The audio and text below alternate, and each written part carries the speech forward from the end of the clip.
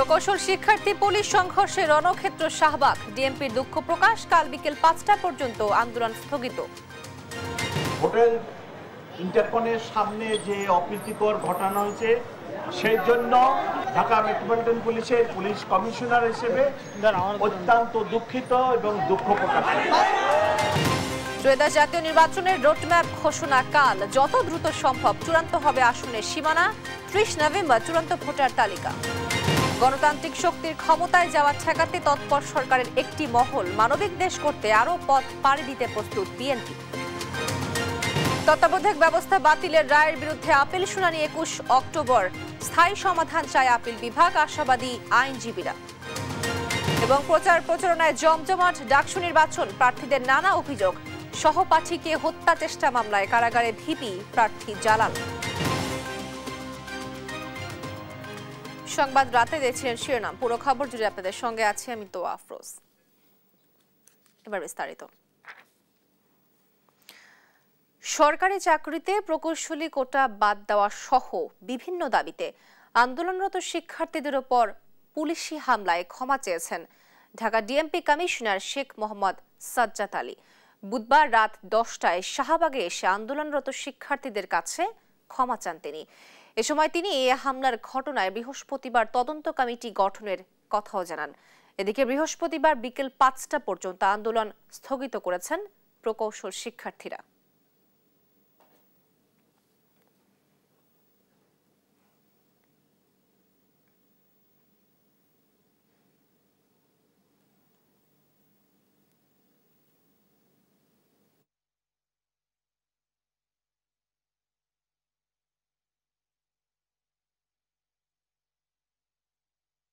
ইন্টারকনের সামনে যে অপ্রীতিকর ঘটনা হয়েছে সেই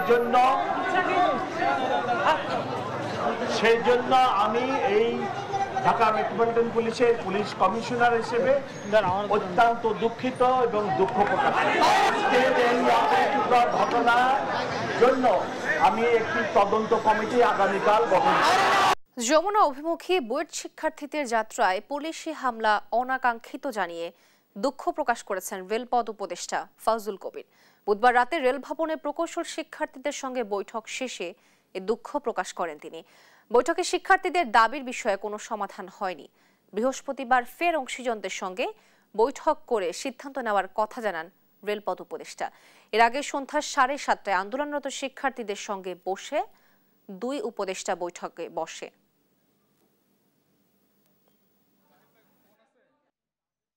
এটাতে আরও অনেক অংশীজন আছে, আমরা তাদের কথা শুনব,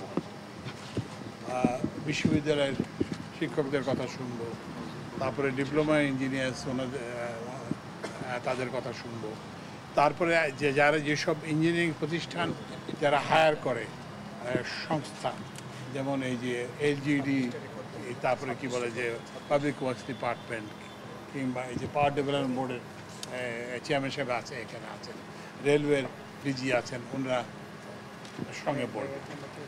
তো এইটার সঙ্গে বলবো এবং এইটার আমরা একটা যাতে সুরাহা করা যায় সেটার আমরা চেষ্টা করব। প্রকৌশল বিশ্ববিদ্যালয়ের শিক্ষার্থীদের সঙ্গে পুলিশের শিক্ষার্থীদের সঙ্গে পুলিশের দফায় দফায় সংঘর্ষে রণক্ষেত্রে পরিণত হয় শাহবাগ। প্রধান উপদেষ্টার বাসভবন যমুনামুখী পদযাত্রা ছত্রভঙ্গ করতে police sound grenade, tear shell ও জল কামান ব্যবহার করে। ঘণ্টা ধরে সংঘর্ষে পুলিশ ও শিক্ষার্থীদের উভয় পক্ষের বেশ কয়েকজন আহত হয়। পরে 3 দফা দাবির সঙ্গে নতুন করে 5 দফা দাবি জুড়ে শাহবাগ অবরোধ অব্যাহত রেখেছে শিক্ষার্থীরা। জুনায়েদ আল হাবিবের রিপোর্ট। বুধবার বেলা 11:30টার দিকে শাহবাগ মোড়ে অবস্থান নেয় প্রকৌশল বিশ্ববিদ্যালয় শিক্ষার্থীরা। 3 দফা দাবি পূরণে সরকারকে দুপুর 1টা পর্যন্ত সময় বেঁধে দেন তারা। কোনো সাড়া না পেয়ে প্রধান উপদেষ্টার বাসভবন যমুনা ঘেরাও কর্মসূচি ঘোষণা করেন আন্দোলনকারীরা। বেলা 1:30টার দিকে শাহবাগ থেকে মিছিল নিয়ে যমুনা অভিমুখে পদযাত্রা শুরু করেন শিক্ষার্থীরা। কিছু দূর এগুলেই বাধা দেয় পুলিশ। শুরু হয় সংঘর্ষ। সে সময় শিক্ষার্থীদের ছত্রভঙ্গ করতে সাউন্ড গ্রেনেড, টিয়ার শেল ও জল কামান নিক্ষেপ করে পুলিশ। প্রায় ঘণ্টাব্যাপী চলা সংঘর্ষে শিক্ষার্থীরাও পুলিশকে লক্ষ্য করে ইটপাটকেল ছোড়ে। এতে উভয় পক্ষের কয়েকজন আহত হয়েছে। শিক্ষার্থীদের দাবি, বিনা উস্কানিতে পুলিশ তাদের উপর হামলা করেছে। এর তীব্র নিন্দা জানানোর পাশাপাশি স্বরাষ্ট্র মন্ত্রণালয়কে মাপ চাওয়া সহ 5 দফা দাবি ঘোষণা করেন আন্দোলনকারীরা। আমাদের হাতে লাঠিও ছিল না, ওরা আমাদের উপর লাঠিচার্জ করছে, টিয়ার শেল মারছে, সাউন্ড গ্রেনেড মারছে। নিরস্ত্র স্টুডেন্ট তারা আমাদের উপর লাঠিচার্জ করলো, সাউন্ড গ্রেনেড ফালালো, পাথর নিক্ষেপ করতেছে। পুলিশ কর্মী কিভাবে পাথর নিক্ষেপ করে? স্বরাষ্ট্র উপদেষ্টা জাহাঙ্গীর আলম চৌধুরীকে আন্দোলনকারীদের সামনে এসে উপস্থিত হয়ে উক্ত ঘটনার জন্য ক্ষমা চাইতে হবে। প্রজ্ঞাপনের মাধ্যমে ইতিপূর্বে গঠিত কমিটিকে আমরা আমাদের প্রতিনিধিত্বের অনুপযুক্ত মনে করি। উক্ত কমিটিকে আমরা প্রত্যাখ্যান করলাম। অনতিবিলম্বে বিশ্ববিদ্যালয়ের শিক্ষক প্রতিনিধি সহ প্রকৌশল অধিকার আন্দোলনের স্টেক হোল্ডারদের সাথে নিয়ে কমিটি সংস্কার করে পেশকৃত 3 দফা দাবিকে দ্রুততম সময়ের মধ্যে মেনে প্রজ্ঞাপন জারি করতে হবে। হামলায় আহত সকল শিক্ষার্থীদের চিকিৎসার ব্যয়ভার সরকারকে বহন করতে হবে। পুলিশ দিয়ে এই যৌক্তিক আন্দোলনে আর কোন প্রকার হামলা করা যাবে না। আমরা মনে করি এই সভ্য সমাজে পুলিশের এই আচরণ কোনোভাবেই বরদাস্ত করা যায় না। তাই আমাদের দাবি, যথাযথ তদন্ত সাপেক্ষে দোষী ব্যক্তিদের অতি সত্বর বিচারের সম্মুখীন করতে হবে। সরকারি চাকরিতে 9ম ও 10ম গ্রেডে কোটা ব্যবস্থা বিলোপ এবং বিএসসি ডিগ্রিধারী ছাড়া কেউ যাতে প্রকৌশলী পদবি ব্যবহার করতে না পারে, এমন 3 দাবিতে দীর্ঘদিন ধরে আন্দোলন করে আসছেন প্রকৌশল বিশ্ববিদ্যালয় শিক্ষার্থীরা। জুনায়েদ আল হাবিব, দেশ টিভি, ঢাকা।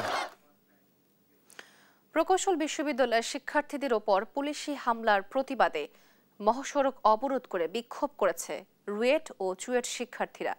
বুধবার বেলা 3টা থেকে রাজশাহীর তালাইমারি মোড়ে অবস্থান নিয়ে বিক্ষোভ করেন রাজশাহী প্রকৌশল বিশ্ববিদ্যালয়ের ছাত্রছাত্রীরা।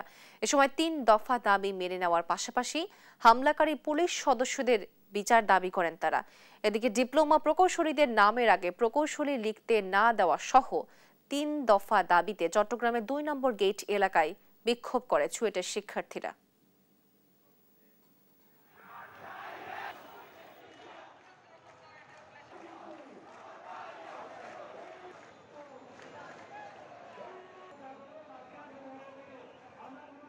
যতক্ষণ পর্যন্ত সরকার একমত পোষণ করে এবং আমাদের যে উপর আজকে প্রশাসনের অতর্কিত হামলা হয়েছে এটা নিয়ে যতক্ষণ পর্যন্ত কোনো সুনির্দিষ্ট ব্যাখ্যা না দিবে ততক্ষণ পর্যন্ত আমরা এই ব্লকেট কর্মসূচি ছাড়ব।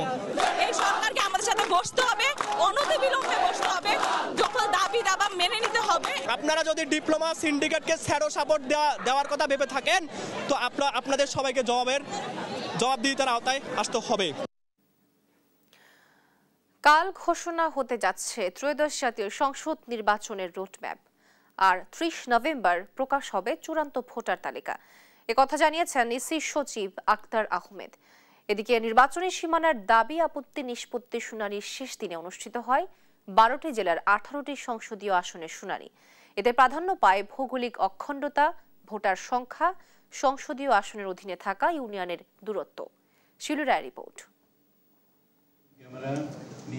সংসদীয় এলাকায় সীমানা পুনর্বহাল দাবি আপত্তি শেষ দিনে শুনানি সকাল 10টায় আগারগাঁও নির্বাচন কমিশন ভবনে শুরু হয়। সিএসি এএমএম নাসরুদ্দিন সহ 4 নির্বাচন কমিশনারের উপস্থিতিতে হয় শুনানি। এই সময় শুধু সাতিয়াকে নিয়ে পাবনা 1 আসন গঠনের দাবি জানান জামাত নেতা মতিউর রহমান নিজামীর ছেলে নাজিমুর রহমান মোমেন। সংসদীয় আসনটাকে পুনর্বিন্যাস করতে হবে। বেড়া এবং সুজানগর নিয়ে পাবনা 2 আসন হতে হবে এবং শুধুমাত্র সাতক্ষীরা উপজেলা নিয়ে পাবনা 1 আসন হতে হবে। তবে ইসির প্রকাশিত খসড়া সীমানার প্রতি সমর্থন জানায় স্থানীয় বিএনপি নেতারা।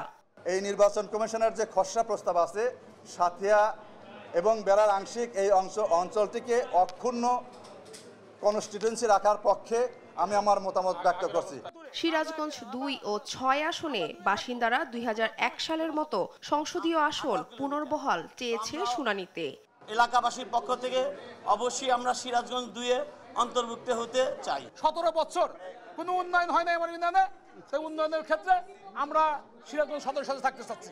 এছাড়া কুড়িগ্রাম 4 আসনের বাসিন্দারা 2014 সালের মতো চিরমারি উপজেলার রানীগঞ্জ, থানাহাট, রমনা ও চিরমারি ইউনিয়নকে কুড়িগ্রাম 3 আসনের সাথে যুক্ত করার আবেদন জানান।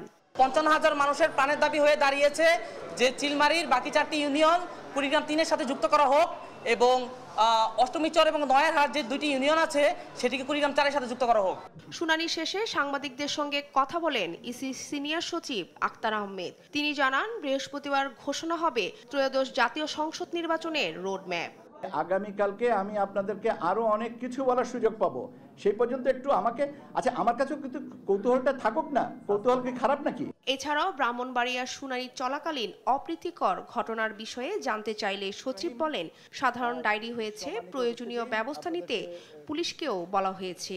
পুলিশের কাছে একটা সাধারণ ডায়েরি করেছে, যেখানে আমরা পুলিশকে দায়িত্ব দিয়েছি, পুলিশকে বলেছে যে আপনারা এই ব্যাপারে প্রয়োজনীয় ব্যবস্থা নেবেন। শিউলি রায়, দেশ টিভি, ঢাকা। গণতন্ত্রের পক্ষের শক্তি যাতে ক্ষমতায় আসতে না পারে সেজন্য সরকারের একটি মহল অপচেষ্টায় লিপ্ত বলে অভিযোগ করেছেন বিএনপির মহাসচিব মির্জা ফখরুল ইসলাম আলমগীর। জানান অতি দ্রুত জুলাই সনদ ও নির্বাচন দিয়ে জনগণের সরকার প্রতিষ্ঠার বিকল্প নেই। অভ্যুত্থানের সামনের সারিতে যারা ছিল তাদের একসঙ্গে কাজ করার মানসিকতা নিয়ে চলার আহ্বানও জানান তিনি। সাইফুল রিপনের প্রতিবেদন।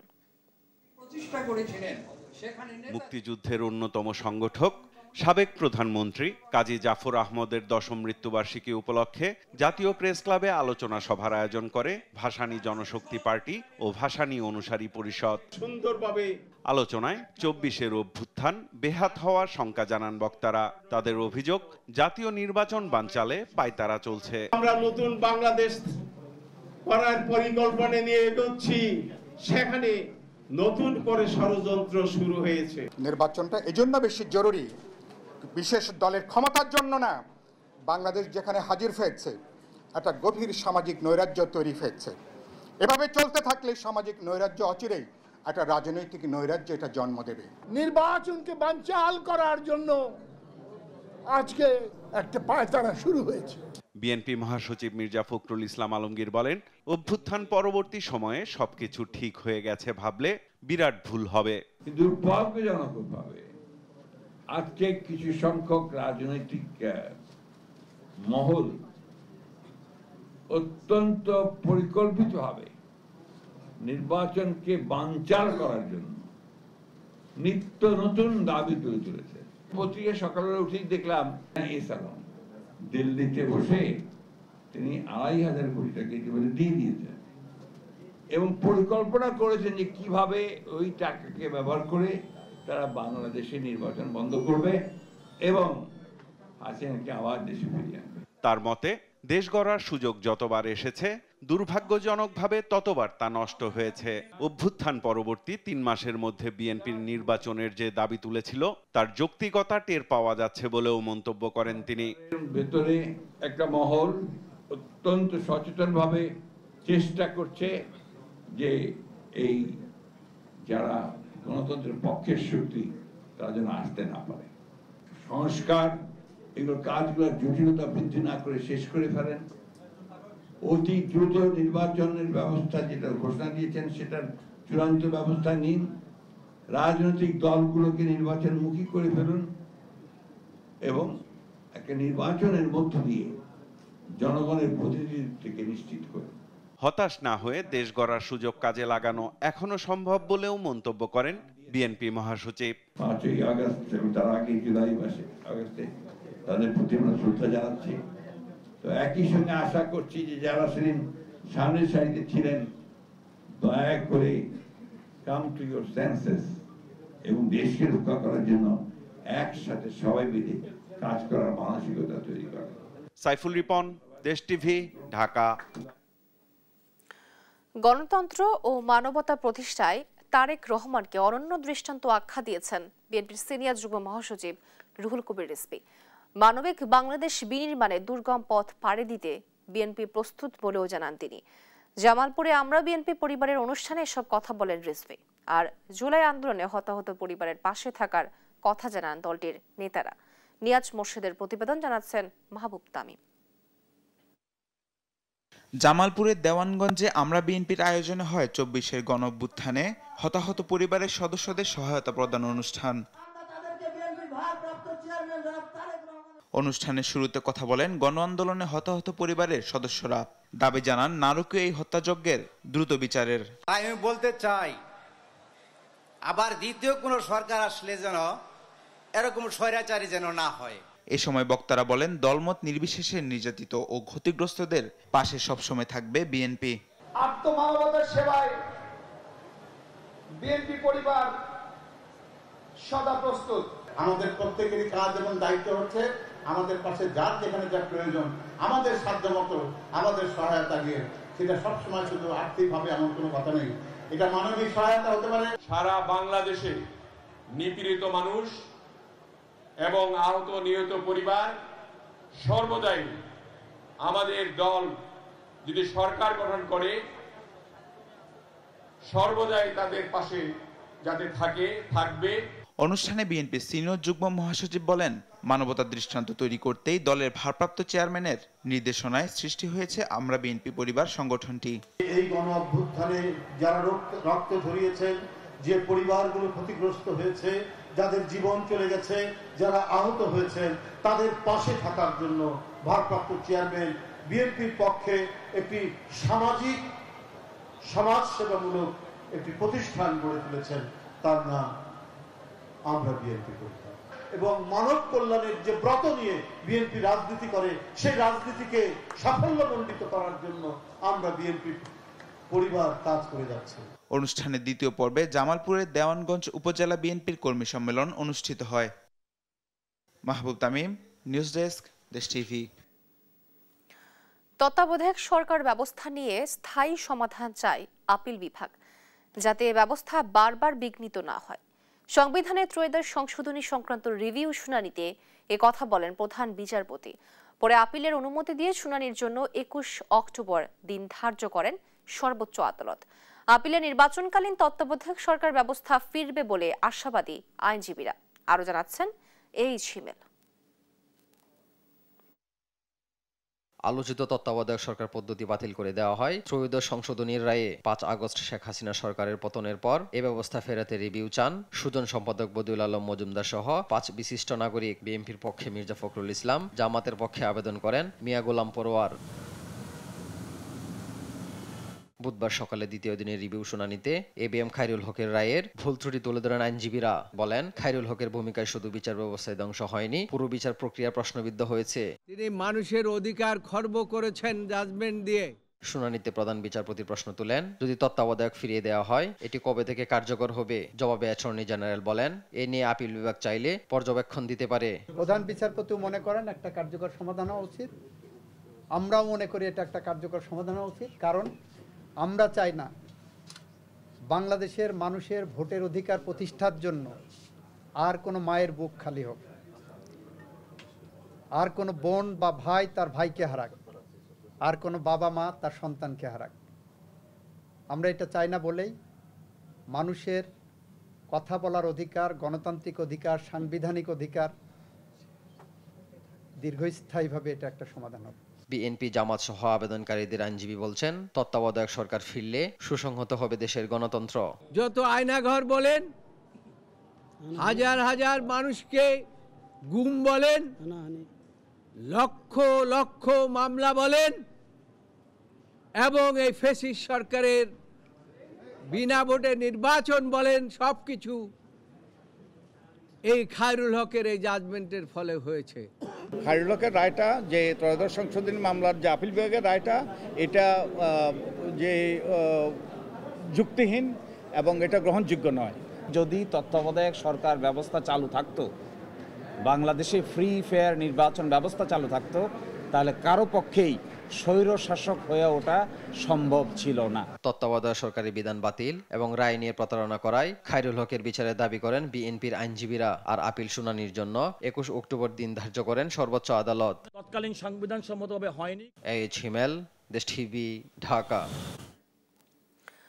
জুলাই সনদের সমন্বিত খসড়ার ওপর বিভিন্ন রাজনৈতিক দল থেকে পাওয়া মতামত পর্যালোচনা করেছে জাতীয় ঐকমত্য কমিশন। বুধবার জাতীয় সংসদ ভবনের নির্ধারিত সম্মেলন কক্ষে কমিশনের সদস্যরা সভায় অংশ নেন। এ সময় জাতীয় সনদে কিভাবে রাজনৈতিক দলের মতামতের প্রতিফলন ঘটানো যায় তা বিশ্লেষণ করা হয়। মতামতকে গুরুত্ব দিয়ে জুলাই সনদের চূড়ান্ত রূপ নির্ধারণ এবং প্রয়োজনীয় আইনি ও নীতিগত কাঠামোর বিষয়েও আলোচনা হয়। পাশাপাশি সনদ বাস্তবায়নে সরকারের সামনে সম্ভাব্য বিকল্প বৈঠকে তুলে ধরেন তারা। কমিশনের সহ সভাপতি অধ্যাপক আলী রিয়াদ সভায় সভাপতিত্ব করেন। ঢাকা বিশ্ববিদ্যালয় কেন্দ্রীয় ছাত্র সংসদ ও হল সংসদ নির্বাচন ঘিরে জমজমাট ক্যাম্পাস। প্রার্থীরা নিজেদের ইশতেহার পৌঁছে দেওয়ার চেষ্টা করছেন ভোটারদের মাঝে। নিজেদের ব্যালট নাম্বার জানিয়ে ভোট চাইছেন তারা। তবে এদিনও আচরণবিধি লঙ্ঘনের অভিযোগ করেন প্রার্থীরা। এদিকে শাহবাগ থানার হত্যা চেষ্টা মামলায় স্বতন্ত্র ভিপি প্রার্থী জালাল আহমেদকে কারাগারে পাঠানো হয়েছে। আলিমুজ্জামান সাফওয়ানের রিপোর্ট। ডাকসু ও হল সংসদ নির্বাচনের প্রচারণার দ্বিতীয় দিন সকাল থেকেই অন্যরকম আমেজ ঢাকা বিশ্ববিদ্যালয়ে। প্রার্থীরা চেষ্টা করছেন ভোটারদের মাঝে নিজেদের ইশতেহার তুলে ধরার। ভোট চাইছেন নিজেদের ব্যালটে। প্যানেলের প্রার্থীদের পাশাপাশি স্বতন্ত্র প্রার্থীরাও চালিয়ে যাচ্ছেন প্রচার, দিচ্ছেন নানা প্রতিশ্রুতি। নিয়ম মেনে নিবৃত্তেই প্রচারে ব্যস্ত ছাত্রদল নেতাকর্মীরা। নির্বাচন কমিশনে বুথ বাড়ানো, সাইবার নিরাপত্তা সহ বিভিন্ন দাবি জানিয়ে আবেদন করেন ভিপি প্রার্থী আবিদ। আমরা কিভাবে ভোটটা দিব এত অল্প সময়ের মধ্যে, তো এটা নিয়ে হচ্ছে যে আবার পেজও অনেক বড় বড় খুঁজে খুঁজে নামগুলো দিতে হবে, 41টা নাম মনে রাখা, প্রায় 7টা পেজ। এগুলো নিয়ে আমাদের আশঙ্কার জায়গা ছিল। এটা আমরা নির্বাচন যে চিফ রিটার্নিং অফিসার আছেন ওনার কাছে আমরা সেটা জানিয়ে গিয়েছি। সেনা মোতায়েনের মতো পরিস্থিতি ক্যাম্পাসে নেই জানিয়ে ডাকসু ফর চেঞ্জ প্যানেলের অভিযোগ, লেভেল প্লেইং ফিল্ড নিশ্চিত হয়নি এখনো। ককটেল বিস্ফোরণ হয়েছে কিনা বলেন, সেই ককটেল বিস্ফোরণ কারা করেছে, কি উদ্দেশ্যে করেছে, কাদের তারা পাঠিয়েছে, আজ পর্যন্ত স্পষ্ট হয়েছে, স্পষ্ট করেছে বিশ্ববিদ্যালয় প্রশাসন। এদিকে 8টি ভোট কেন্দ্রই চূড়ান্ত বলে জানিয়েছেন ডাকসুর নির্বাচন কমিশন। কেউ নির্বাচনী বিধি ভঙ্গ করলে কঠোর পদক্ষেপ নেওয়ার কথা জানান রিটার্নিং অফিসার। আজকে পর্যন্ত আমরা কাউকে আর কোনো কারণ দর্শানো আমি নোটিশ করছি না। কালকে থেকে যদি আমরা দেখি যে, যেহেতু আজকে আমরা নির্দেশনা দিয়েছি পরিষ্কার, কিন্তু কালকে থেকে যদি দেখি কেউ এই আচরণবিধি ভঙ্গ করছে, অর্থাৎ ব্যানার ফেস্টুন লাগাচ্ছে, তাহলে কালকে থেকে আমরা অ্যাকশনে যাব। এদিন আচরণবিধি লঙ্ঘন করে টাঙানো পিভিসি, কাপড় বা অন্যান্য উপকরণে তৈরি ব্যানার ফেস্টুন ও বোর্ড সরিয়ে নেয় প্রশাসন। এ নিয়ে ঐক্যবদ্ধ শিক্ষার্থী জোটের জিএস প্রার্থী এস এম ফরহাদ বলেন, আচরণবিধিতে বিষয়টি স্পষ্ট করা হয়নি। ওনাদের কনসার্ন ছিল বিশ্ববিদ্যালয়ের স্থাপনা যাতে ক্ষতি না হয়, দ্বিতীয় কনসার্ন হচ্ছে কালার প্রিন্ট যাতে না হয়, এটা ছিল মেন কনসার্ন। তো আমরা বলেছি আমরা তাইলে যদি কোনো স্থাপনায় না লাগাই, গাম দিয়ে কোনো বিল্ডিংয়ে না লাগাই, কোনো গাছে না লাগাই, আমরা আলাদা ফ্রেম দিয়ে করলে সমস্যা আছে কিনা। তখন প্রধান নির্বাচন কমিশনার স্পষ্টত আমাকে বলেছে কোনো সমস্যা নাই। এদিকে সহপাঠীকে রক্তাক্ত করার ঘটনায় শাহবাগ থানায় হত্যা চেষ্টা মামলায় স্বতন্ত্র ভিপি প্রার্থী জালাল আহমেদকে কারাগারে পাঠিয়েছে আদালত। এর আগে তাকে হল থেকে বহিষ্কার করে কর্তৃপক্ষ। আলিমুজ্জামান সাফওয়ান, দেশ টিভি, ঢাকা। আপিলের পর প্রার্থিতা ফিরে পেয়েছেন জাহাঙ্গীরনগর বিশ্ববিদ্যালয় কেন্দ্রীয় ছাত্র সংসদ ও হল সংসদ নির্বাচনের 13 প্রার্থী। এদিকে তারিখ পরিবর্তন করা হয়েছে রাজশাহী বিশ্ববিদ্যালয় কেন্দ্রীয় ছাত্র সংসদ নির্বাচনের। বুধবার সকাল 11টায় জাহাঙ্গীরনগর বিশ্ববিদ্যালয়ের সিনেট ভবনের ডাকসু নির্বাচন কমিশন কার্যালয়ে শুনানি শুরু হয়। আপিলের রায় ঘোষণা করা হয় বিকেল 4:30টায়। এর আগে গেল মঙ্গলবার মনোনয়নপত্র বাতিলের বৈধতা চ্যালেঞ্জ করে আবেদন করেন বাদ পড়া প্রার্থীরা। এদিকে ডাকসু নির্বাচন 28 সেপ্টেম্বরের পরিবর্তে 25 সেপ্টেম্বর করা হয়েছে। বুধবার এ তথ্য জানিয়েছেন ডাকসুর প্রধান নির্বাচন কমিশনার অধ্যাপক ডক্টর এফ নজরুল ইসলাম। পূর্ব ঘোষিত যে ইলেকশন সময় ছিল 15 সেপ্টেম্বর, 15 সেপ্টেম্বর, সেটা আমরা রাখতে পারছি না, কারণ আমরা নির্বাচন কমিশন সুষ্ঠুভাবে, সুন্দরভাবে এবং নিরাপত্তার সঙ্গে এই নির্বাচনটা অনুষ্ঠিত করতে চাই। সেই কারণে আমাদের তফসিলে নির্বাচনের তারিখটা আমাদের পরিবর্তন করতে হয়েছে, আমাদের এই সব বিষয়গুলোকে অ্যাড্রেস করার জন্য। সূচনা বক্তব্যের মধ্য দিয়ে জুলাই গণ অভ্যুত্থানে রংপুরের বেগম রোকেয়া বিশ্ববিদ্যালয়ের শিক্ষার্থী আবু সাইদ হত্যা মামলার বিচার শুরু হয়েছে। সাক্ষ্য আগামীকাল। এদিকে ময়মনসিংহের গৌরীপুরে মানবতা বিরোধী অপরাধের মামলায় সাবেক এসআই শফিকুল আলম ও এএসআই দেলোয়ার হোসেনকে কারাগারে পাঠানোর নির্দেশ দিয়েছেন ট্রাইব্যুনাল 2। সাবরিনা মজুমদারের রিপোর্ট, জানাচ্ছেন মাকদুরা মিতি। জুলাই গণ অভ্যুত্থানের প্রথম শহীদ আবু সাইদ। দুহাত প্রসারিত আবু সাইদের মৃত্যুতে দাবানলের মতো ছড়িয়ে পড়ে কোটা সংস্কার আন্দোলন। পতন হয় ফ্যাসিবাদের। আবু সাইদ হত্যা মামলার অভিযোগ গঠনের পর বুধবার ট্রাইব্যুনাল 2-এ সূচনা বক্তব্য উপস্থাপন করেন চিফ প্রসিকিউটর মোহাম্মদ তাজুল ইসলাম। তুলে ধরেন আন্দোলনের সময় বেগম রোকেয়া বিশ্ববিদ্যালয়ের প্রেক্ষাপট। যেহেতু রংপুরের শহীদ আবু সাইদ ছিলেন বাংলাদেশের 2024-এর জুলাই বিপ্লবের সময় প্রথম শহীদ হওয়ার জন্য উদ্বুদ্ধ করেছিল তিনি সেই আইকনিক ঘটনার বিচারের মাধ্যমে জাতির প্রতি আমাদের যে দায়বদ্ধতা, জাতির প্রতি আমাদের যে অঙ্গীকার, সেটা আমরা বাস্তবায়ন করার ধাপে প্রবেশ করেছি। ইনশাআল্লাহ আগামীতে কন্টিনিউয়াসলি এই বিচার কার্য চলবে। পরে বৃহস্পতিবার সাক্ষ্য গ্রহণের দিন ধার্য করেন ট্রাইব্যুনাল 2। ট্রাইব্যুনালের যে বিচারিক স্টেটমেন্ট বা ডকুমেন্ট সেটা অন্য ট্রাইব্যুনাল জুডিশিয়াল ডকুমেন্ট হিসেবে আমলে গ্রহণ করতে পারেন। সুতরাং এই ট্রাইব্যুনালে যত তথ্য প্রমাণাদি দাখিল হবে সেই তথ্য প্রমাণাদি সার্টিফাইড কপি আমরা ওই ট্রাইব্যুনালে দাখিল করব, যাতে করে সেই বিচারিক ডকুমেন্টগুলো এই ট্রাইব্যুনাল, যে ট্রাইব্যুনালে আজকে বিচার চলছে, তারা যাতে এটা বিবেচনার জন্য গ্রহণ করতে পারে। এদিকে ময়মনসিংহের গৌরীপুরে মানবতা বিরোধী অপরাধের মামলায় সাবেক এসআই শফিকুল আলম ও এসআই দেলোয়ার হোসেনকে কারাগারে পাঠানোর নির্দেশ দিয়েছেন ট্রাইব্যুনাল 2। সেই সাথে একদিন করে জিজ্ঞাসাবাদের অনুমতিও দেয়া হয়েছে। মাকদুরা মিতি, দেশ টিভি, ঢাকা।